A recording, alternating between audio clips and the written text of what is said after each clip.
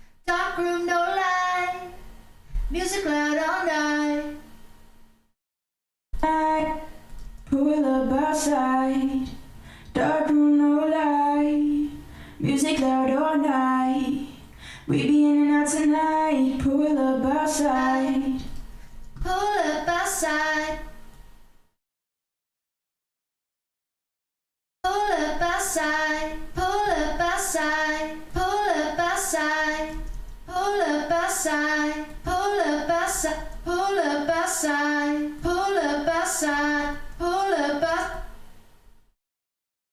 Pull up outside. Pull up outside. Pull up outside. Pull up outside. Pull up outside. Pull up outside. Pull up. Pull up outside, pull up outside, pull up outside, pull up outside, pull up outside. Pull up outside. Pull up outside. Pull up outside. Pull up outside. Pull up outside. Pull up outside. Pull up outside. Pull up outside. Pull up outside. Pull up outside. Dark room, no light. Dark room, no light.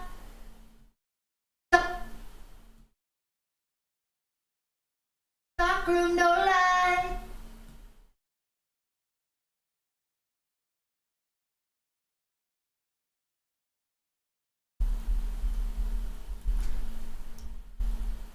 Nine, nine, nine, nine, nine, nine, nine, nine, nine, nine, nine, nine, nine, nine, nine, nine, nine.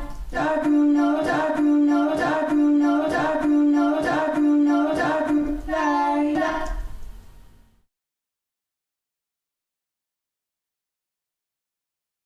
Pull up outside. Dark room, no light. Music loud all night. We be in and out tonight. Pull up outside. Dark room, no light. Music loud all All night. night. We be in and out tonight. Pull up outside.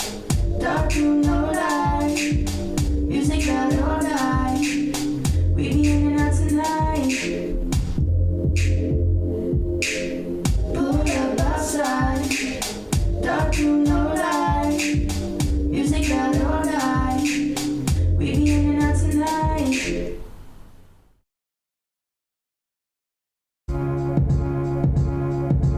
Twinkle, little star.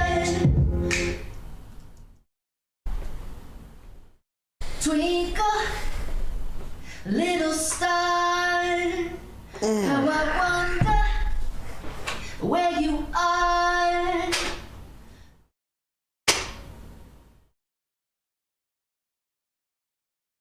Twinkle,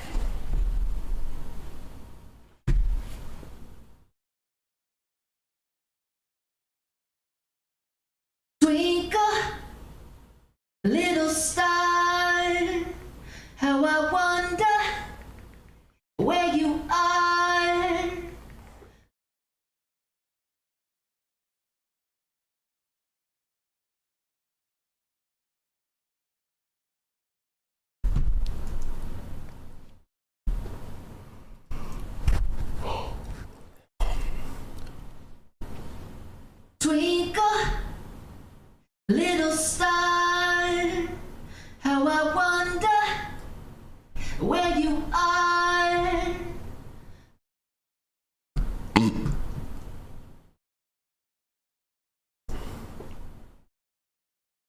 Twinkle, little star. How I wonder where you are. Twinkle, little star.